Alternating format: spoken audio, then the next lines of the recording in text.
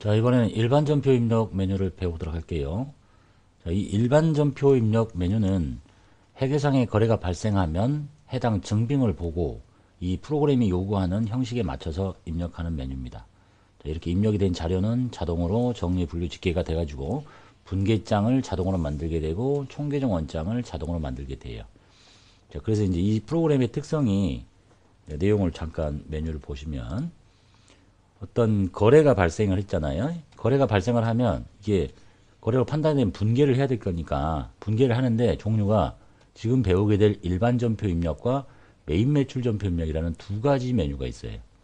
자, 이 거래가 아직 우리는 배우지 않았지만 부가가치세 신고 대상인가, 이제 회계 1급부터 부가세를 배우죠.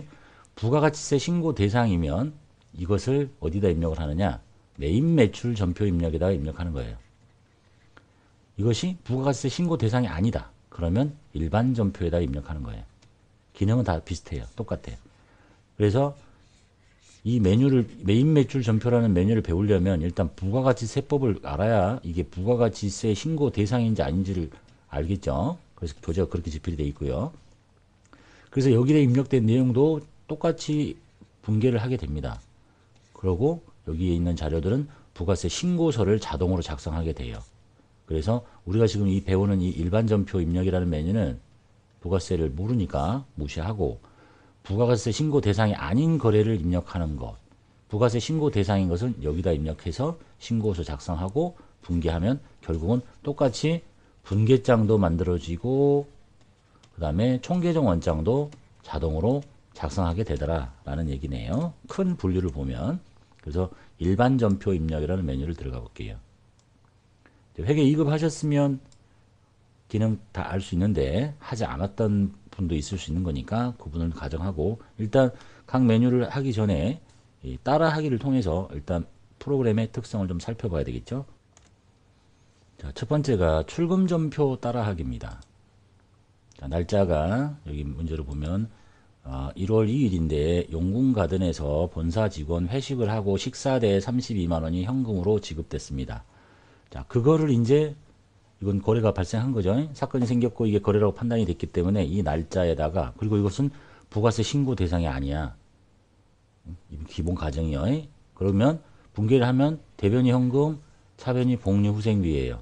근데 비용의 종류가 여러 가지가 모이죠. 그러니까 여기가 보니까 본사 직원이 회식을 한 거지.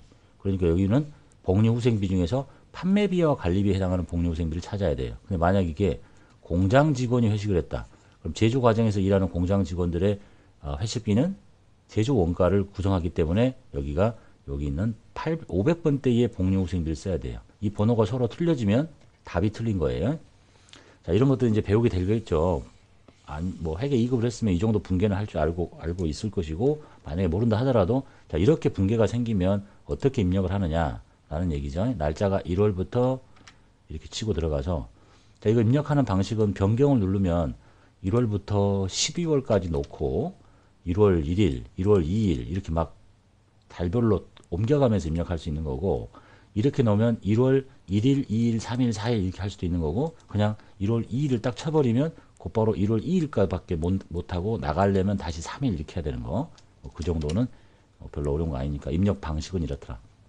보통은 월 치고 그 날짜 이렇게 치고 들어가면 되죠. 1월 2일. 그 다음에 전표라는 게 있는데 이 전표가 세 가지 전표가 있어요. 하나는 출금 전표라는 게 있고, 하나는 입금 전표라는 게 있고, 하나는 대체 전표라는 게 있어. 문방구 같은 데 가보면 이렇게 종이가 옆으로 길쭉한 이렇게 종이가 있어. 이렇게. 그래서 방금처럼 직원이 회식을 하고 어떤 영수증을 갖고 오면 이 뒤에다 붙여. 그리고 나서 여기다가 이제 뭐라고 쓰는 거야. 그런데 방금처럼 분계를 차변 대변 이렇게 모두 다 해도 되는데, 이 출금이라는 전표는 색깔은 종이가 파란색이거든요. 요즘 뭐 이런 거 종이 사다 쓰는 사람 있는가 모르겠다. 입금은 빨강색이에요. 라인들이. 그 다음에 대체 전표는 검정색이야. 빈칸 다 이렇게 비어있는 칸들이 있는데 색깔이 그렇다는 거예요. 테두리 색깔이. 그래서 지금처럼 현금이 나갔는데 현금이 32만원, 이게 복리후생비라고 이렇게 판단이 되면 이 셋 중에 종이를 찾는데 여기다 해도 돼요. 그럼 여기다 하려면 왼쪽 오른쪽 다 적어야 되거든. 그래서 요렇게 현금이 나가는 거래를 우리는 출금이라고 하죠. 돈 나갔다 출금, 돈 들어오면 입금인 거지. 근데 한 줄짜리야. 그러면 이 종이를 뜯어요. 이 종이를 딱 뜯었다는 얘기는 이미 이 종이만 봐도 현금이 나갔다는 거예요. 그러니까 이쪽에다 써주는 이름은 얘만 써주면 되는 거야. 양쪽 다 쓰지 않고. 얘는 반대로 이 종이를 뜯었다는 얘기는 왼쪽에 돈이 들어왔다는 거야. 그러니까 이쪽을 쓰는 게 아니라 이쪽에 이름만 써주면 되는 거야.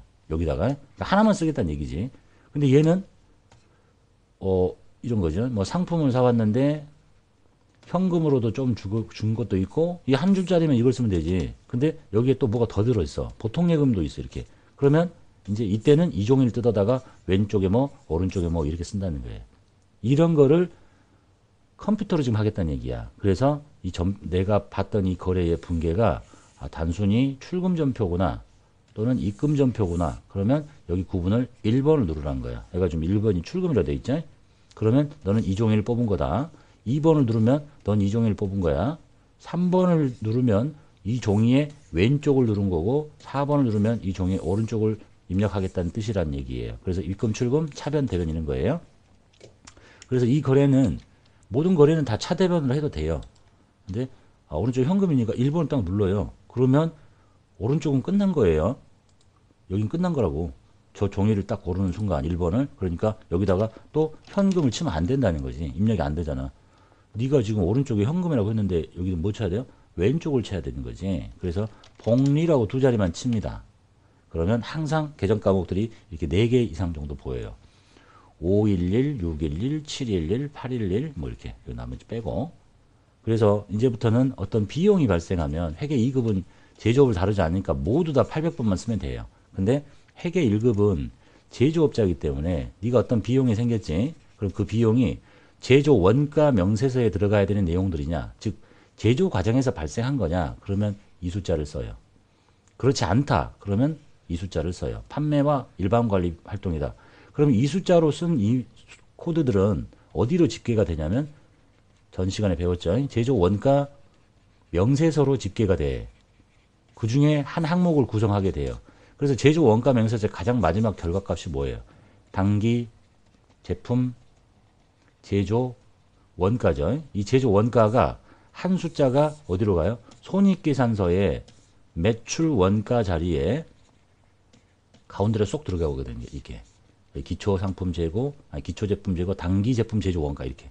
그래서 이것과 이것은 가는 길이 서로 틀려요. 얘는 곧바로 손익계산서의 제일 밑으로 내려가요. 판매비와 관리비에. 얘는 제조 원가 명세서의 어느 부분에 들어갔다가 그 결과값이 손익계산서의 매출 원가에 가게 된다. 그래서 이 번호를 잘못 써서 이 번호를 쓰게 되면 이거는 감점이 아니라 빵점이 되는 거예요.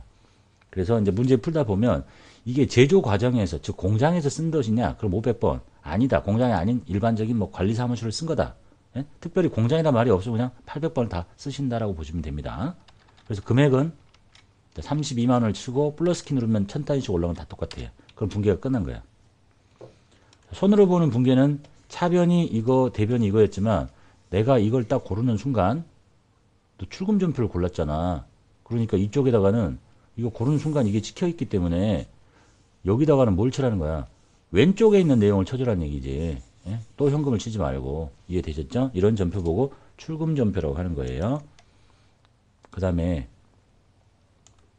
입금전표 따라하기 볼게요. 2월 5일에 광주 상사에서 외상 매출한 제품 판매 대금 250을 전액 현금으로 받아요. 자, 이걸 분기하면 현금이 받았다, 외상 매출금이 없어졌다, 그리고 거래처 입력한다. 한 줄짜리고 이쪽이 현금이잖아요. 그럼 이제 이걸 보고 입금이라고 하죠. 입금전표를 뜯으면 돼. 2번 입금전표. 그러니까 상대방 계정 과목은 요것만 쓰면 되는 거죠. 자, 그래서 자, 그리고 여기 출발할 때 여기 아까 1월 달에 1월 1일에 가보면 이것도 알고 계시면 좋겠죠. 현금 잔액이 450부터 출발하는 거예요. 이거 누가 알려준 거야? 작년도에 쓰고 남은 현금이 450이니까 여기서부터 출발하는 거예요. 전기분 재무상태표에 현금이 450 있다고 알려줬기 때문에 그 돈부터 출발하는 겁니다. 없으면 마이너스 날 거니까 지우고. 그래서 이 돈을 썼기 때문에 32만 원 썼으니까 돈이 줄어드는 거지. 돈이 들어오면 더 늘어나는 거고. 그래서 두 번째는 2월 5일이니까 여기다가 2월 하고 이렇게 하셔도 되고, 아까처럼 여기를 1월부터 12월 이렇게 했으면 그냥 2월 5일 이렇게 쳐도 된다는 얘기예요. 보시니까 그냥 월 단위로 갈게요. 2월 5일. 왼쪽이 현금이라는 걸 알았어요. 그러니까 입금 전표를 눌러. 그러면 너 왼쪽에 현금 찍었지? 그러니까 이건 오른쪽을 찍어야 되는 거야. 오른쪽이 외상 매출금이래. 외상 두 자리만 치고 엔터를 치면 됩니다. 외상 매출금. 그리고 전 시간에 말씀드렸죠? 거래처 원장에서 관리가 돼야 되는 이런 외상 매출금들은 반드시 거래처를 입력해 주셔야 돼. 그것도 이름 두 자리만 치시면 돼요. 거래처도. F2키 눌러서 찾고 여러 가지 방법 많이 있는데 가장 편한 방법은 이름 두 자리만 치면 돼. 확인. 이렇게요. 그리고 적요는 일종의 메모인데 이것이 무슨 내용인가를 알고 싶으면 아까 여기 이걸 먼저 하고 갑시다. 외상 매출금을 회수했다야. 여기 내용이 딱 맞는 게 있네. 그러면 1번 이렇게 누르셔도 돼요. 자격시험에서는 아주 특수한 경우 아니고는 적요를 입력을 요구하지 않습니다. 시간 낭비니까 안 하면 돼. 그리고 여기다가 금액을 2500 플러스 이렇게 치면 되죠. 그럼 현금이 이제 팍 늘어나죠. 이렇게. 다시 1월 달에 가보면 이게 거래처도 필요 없고 거래처 관리할 계정 과목도 아니고 그 다음에 적요도 별로 입력할 필요가 없다. 그러면 상식적으로 회사에서는 본사, 직원, 회식대 이렇게 직접 입력해도 되고 이런 회식대가 굉장히 많아. 그러면 미리 계정 과목의 적요 등록에 가서 만들어 놓고 뭐 직원 회식대 지급 뭐 이렇게 숫자로 눌러서 써도 된다라는 얘기입니다. 2월달 가고 이렇게. 자 그러면 이제 여기 보면 왼쪽이 현금, 오른쪽이 외상 매출금이라는 채권이 없어지는 자산이 감소하는 거고 이거 거래처 반드시 걸어야 된다고 그랬어요. 걸지 않으면 공식적으로 밝혀지진 않았는데 감점입니다. 감점. 문제 하나가 대충 3점이거든요. 근데 거래처를 입력을 해야 되는데 안 했다. 그러면 감점이 1점 정도라고 일반적으로 얘기하고 있습니다. 이게 틀리면 빵점인 거고 800번인데 500번을 쓰면은 빵점인 거예요. 이렇게 하는 전표가 입금 전표란 얘기예요. 그 다음에 세 번째 대체 전표 볼게요. 대체 전표는 날짜 3월 15일자 원재료를 사왔고 현금 조금 줬고 나머지 한 달 후에 그걸 분개하면 원재료 현금 외상이래요. 자 현금이 나갔으니까 출금이긴 한데 한 줄짜리가 아니잖아요. 또 있잖아. 그러니까 이제 얘는 차변에 뭐 대변에 뭐 이렇게 따로따로 다 쳐야 된다는 얘기예요. 차변을 먼저 해야 되고 대변을 먼저 해야 되고 이런 건 차이가 없어요. 그냥 본인이 알아서 알 수 있는 쪽을 먼저 하시면 돼요. 대변 현금 했다가 이거 했다가 이거 했다가 이렇게 해도 되고 이거 하고 이거 해도 되고 또는 이거 하고 이거 먼저 해도 되고 상관없어요. 그래서 날짜는 3월 달로 가볼게요. 3월이라고 15일 자, 차변에 원재료 B가 아니에요. 자산을 사오면 그냥 자산인 상태인 원재료 그걸 써야 원재료 B가 되는 거니까 원재료라고 합니다. 그래서 다 필요 없고 50만원. 그리고 이제 같은 라인에 계속 쳐야 되겠죠. 날짜를 또 치지 말고 엔터키를 치세요. 엔터키 치면 다 복사가 돼. 금액 빼고 여기 15를 또 치지 말고 잘못해서 14라고 누르면 전표 번호가 바뀌어버리니까 자 대변에 이제 돈을 줘요. 자, 차대변을 쓰기 시작하면 여기 대차차액의 숫자가 떠요. 플러스 났다는 얘기는 차변이 큽니다. 차변이 혼자 이만큼 크고 끝나면 안 되겠죠? 이 차이가 없어질 때까지 대변을 쳐야 되겠죠? 오른쪽 대변에 현금이라고 두 자리 치고 자동 계산 기능에 의해서 딱 찍혔죠? 근데 50이 아니잖아. 10. 그러면 여전히 차변이 40 큽니다. 엔터키 쭉 치고 복사 받을 때까지 받아요. 그리고 여기가 나머지가 이제 외상이래. 외상 매입금 쭉 가서 치고 외상 매입금도 거래처를 관리해야 돼요. F2키 누르고 거래처 찾을 수도 있고 그냥 거래처 이름 서울 이렇게 엔터 치면 돼요. 이게 가장 빠른 방법이야. 그리고 여기를 만약에 40인데 30으로 이렇게 바꾸면 아니지 60으로 바꾸면 이제 얘가 마이너스 나죠. 아, 이번에는 대변이 20만원 큽니다. 그리고 이 전표를 이렇게 해서 바로 끝내면 안 되지. 다 맞춰야 되죠. 그래서 여기를 맞출 때 이런 기능도 알고 있으면 좋겠죠. 여기 빼기 이것이 숫자가 쉬우면 40 이렇게 하는데 굉장히 숫자가 어렵더래. 그러면 스페이스바를 누르면 자동으로 계산합니다. 나머지 차액을. 이런 기능도 뭐 써먹을 때가 있으면 좋겠죠.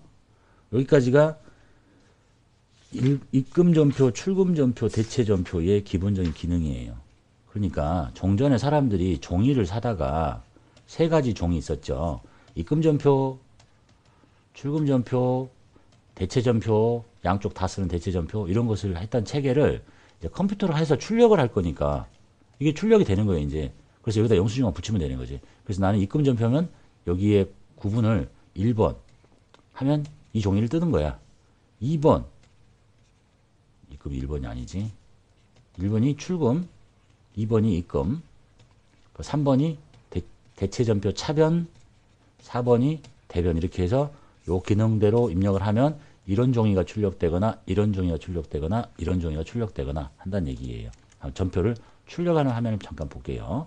시험하고는 상관없고 전표 출력에 가보면 날짜 엔터 쭉 닫히고 그렇게 입력한 전표가 이제 출력을 하는 기능이에요. 체크해가지고 전체 체크해서 화면으로 미리 보기를 한번 할게요. 자, 첫 번째가 출금 전표라고 찍혀 있죠, 이거. 옛날에는 이런 종이를 사다가 여기다 갖다 붙이고 손으로 한쪽에 이름만 썼던 거야. 이제 그걸 거꾸로 하는 거죠. 그래서 여기 1번에 구분을 1번을 눌러주면 이렇게 출금 전표가 찍히는 거고, 2번 눌렀더니 입금 전표, 3번, 4번 눌렀더니 이제 얘는 차변, 대변 다 써주잖아, 이렇게. 이런 형태였다라는 얘기입니다. 그런 것을 컴퓨터로 그대로 구현하기 위해서 지금 여기를 입금, 출금, 차변, 대변 이렇게 한다는 얘기예요. 결제와 결대는 무시하셔도 돼요. 여기까지가 가장 기본적인 메뉴의 설명이겠죠. 그 다음에 일반 전표 입력 메뉴의 기본적인 메뉴는 다 배웠는데 특수한 기능 몇 가지만 더 살펴보도록 하겠습니다. 전표 번호가 잘못 부여된 경우 이렇게 돼 있는데 무슨 얘기냐면 한 전표는 뭐 입금이나 출금은 한 줄짜리니까 여기처럼 뭐가 틀려질 수가 없겠죠, 다. 근데 여기처럼 얘가 같은 날짜에 한 전표니까 번호가 다 1번 전표 이렇게 부여되는 거예요. 이 번호는 자동 부여되기 때문에 뭐 일부러 들어가서 하실 필요 없고, 예를 들면 날짜가 이 1일자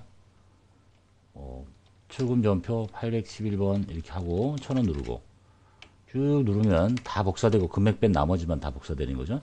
그래서 3월 1일자의 첫 번째 전표, 두 번째 전표, 그 다음에 날짜가 바뀌면 2일자 첫 번째 전표, 두 번째 전표 이렇게 자동 부여가 돼요.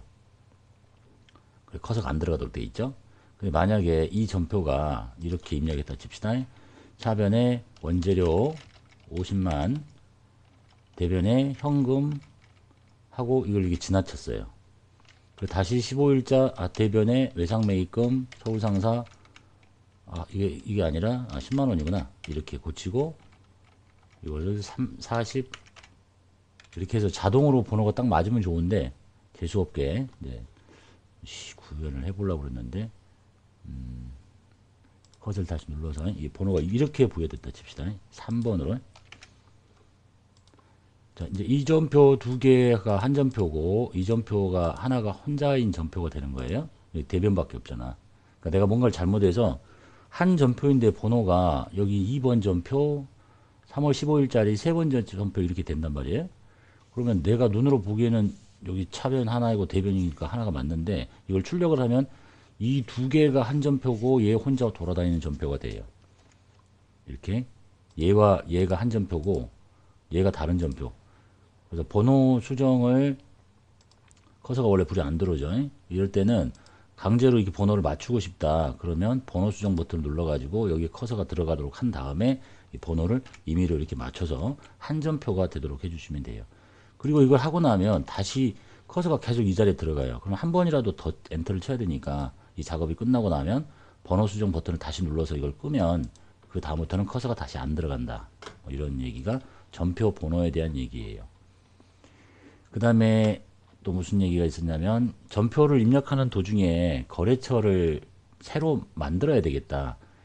내 이 전표를 해야 되겠는데 거래처가 없어요. 그러면 기본적으로는 거래처 원장에 가서 거래처 등록 메뉴에 가서 거래처를 만들면 되는 거죠. 만들고 갖다 쓰면 돼. 그런데 그러고 싶지 않다. 입력 도중에 여기다 거래처 한번 걸어볼게요. 이거 빼고 여기다 걸어볼게요. 입력 도중에 거래처를 걸고 싶은데 거래처가 부산 상사야. 자, 거래처를 찾는 방법은 이름 두 자리 치신다고 그랬죠. 이렇게 제일 빠른 방법은, 또는 뭐 F2키 누르고 찾은 방법도 있고, 근데 이런 방법도 있어요. 키보드에 플러스 키를 누르면 동그라미가 5개가 찍어지고 여기다가 광주 이렇게 해서 찾는 방법도 있어요. 바로 쳐도 되고. 이 방법을 왜 설명드리냐면, 전표를 입력하는 도중에 거래처를 만들고 싶다 그러면 거래처 등록하지 않고 여기서 곧바로 키보드에 플러스 키를 누르고 뭐 부산 상사를 만들고 싶다 이렇게 쳐요. 그러면 비어있는 번호 중에 제일 빠른 번호를 줘요. 일반 거래처가 101번부터죠. 17,999번쯤 될 거예요. 근데 우리가 101번과 201번을 썼거든요. 그러니까 너 전표 입력 도중에 거래처를 만들고 싶어? 가장 빠른 번호가 뭐야? 101번 다음에 102번을 주는 겁니다. 여기다 할래? 아니요. 저는 301번에 할래요. 이렇게. 그리고 나서 등록 수정이 있는데 등록을 누르면 커서가 바로 이렇게 넘어가요. 이렇게 다음 칸으로. 근데 수정을 누르면 커서가 이리 내려가요. 잘못 누르면 내려가면 되지. 그리고 여기다 인적사항 나머지 치고 이렇게 입력하시는 게 전표 입력 도중에 곧바로 거래처를 등록하는 방법이에요. 실무상 그렇겠죠? 그래서 이제 거래처 등록에 가보면 거래처 이렇게 등록이 되어 있는 거지. 삭제하고 싶으면 체크하시고 삭제. 삭제 못하게 돼 있죠? 전표를 쓰고 있으니까 지우지 말래요. 이 전표 썼으니까. 이 전표를 지우면 삭제 버튼은 항상 F5키예요. 이렇게 하고 거래처를 지우고 싶다. 삭제. 이렇게 하고 깨끗하게 지우고 싶다. 삭제된 데이터 들어가서 체크하고 표지통 비우기. 이렇게 하시면 되겠네요. 전표 입력 도중에 거래처 등록하는 방법. 그 다음에 전표의 정렬, 데이터의 정렬이라는 게 있어요. 자, 우리가 이걸 입력하고 끄고 나가면 어떻게 정렬이 되나 봤더니 입력한 순서대로 정렬이 되네요. 근데 마우스 오른쪽 클릭하고 데이터 정렬 방식을 일자 순으로 바꾸면 메뉴를 작업하고 나서 껐다 들어오면 일자별로 자동으로 정렬이 된대요. 다시 나는 입력한 순서대로 보고 싶다. 그러면 데이터 정렬 순서를 입력순. 내가 가장 최근에 작업한 걸로. 이게 데이터의 정렬 방식입니다. 그 다음에 전표 삭제는 이렇게 하고 삭제 버튼 누르고 삭제한 데이터에 가서 깨끗하게 휴지통을 비워버리면 데이터가 깨끗하게 삭제가 됩니다. 그 다음에 뭐 전표 삽입이라는 거 이런 기능은 뭐 쓸 필요 없으니까 사용 안 하시면 되겠고, 여기 이제 카드 사용 여부는 우리 메뉴 활성화되지 않죠. 그런데 여기 이제 실무상 가면 이게 활성화돼요. 그래서 그 내용을 교재 잠깐 써드렸으니까 한번 읽어보면 보시면 되겠고, 사용하지 않으니까 놔둡니다. 이게 굉장히 복잡합니다. 소득세법이 관련된 메뉴라서 여러분 급수에 안 맞아서 아예 활성화 자체가 안 되는 거예요. 그 다음에 이제 가장 중요시 봐야 될 게, 여기 보시면 이제 복리후생비라는 비용을 썼죠. 그래서 지금 어디 얘기하냐면 참고에 있는 얘기를 하는 거예요. 77페이지에 있는 참고. 잠깐 설명드리기도 했지만 500번대와 800번대의 구분을 어떻게 하느냐. 500번대는 제조 과정에서 발생한 비용이면 500번대, 그렇지 않고 판매비와 일반 관리면 800번대. 번호를 서로 잘못 쓰면 틀린 답이 되는 거고, 그럼 가는 길이 뭐냐 말씀드렸죠. 500번을 쓰면 제조 원가 명세서에 집계가 되고 그 최종 결과값이 손익계산서에 매출 원가 자리에 이렇게 들어가게 되고, 800번을 쓰게 되면 곧바로 손익계산서에 판매비와 관리비로 가게 돼요. 그러니까 번호를 조심하셔야 된다. 우리가 이 전표를 800번대를 썼죠. 그러면 비용이니까 손익계산서 가볼게요. 한 10월 달쯤에 가면 곧바로 이 복리후생비가 집계가 되죠. 이건 작년 거고, 그래서 비교식을 보여주는 거고. 그런데 내가 만약에 이거 끄고 500번대를 써요. 똑같은 거 한 번만 더 해볼게요. 출금전표 500번대 복리후생비를 쓰면 500번이니까 500번이라고 할게요. 500 이렇게 하면 이것은 손익계산서로 오는 게 아니에요. 곧바로 오는 게 아니야. 어디로 오냐면 제조 원가 명세서로 모이게 돼요. 10월 달쯤 해볼게요. 여기 오죠. 그래서 500번대 경비를 쓰면 모든 경비들이 다 이쪽에 모인다는 얘기예요. 그래가지고 그것의 결과, 이게 손익계산서로 한 줄로 간다. 그거를 지금 설명을 하고 있습니다. 그래서 500번대를 쓰면 제조원가 명세서로 집계가 됐다가 그것의 최종 결과가 손익계산서에 매출원가 자리에 이렇게 한 줄로 가게 되고, 800번대를 쓰면 곧바로 손익계산서에 판매비와 관리비로 쭉 나열이 되게 되더라. 그래서 500번과 800번을 서로 잘못 쓰면 이것은 감점이 아니라 오답이 된다라는 거. 그래서 이제 문제 풀다 보면 제조 과정에서 발생한 어떤 문구가 붙어요. 공장 직원의 회식비, 공장 직원의 급여, 뭐 이런 말. 그러면 500번을 쓰시면 이렇게 제조 원가 명세서에 집계된다라는 것까지만 봐두시면 되겠네요. 나머지 뭐 더 많은 기능들은 뭐 아실 필요 없습니다. 여기까지도 뭐 많이 하는 거니까.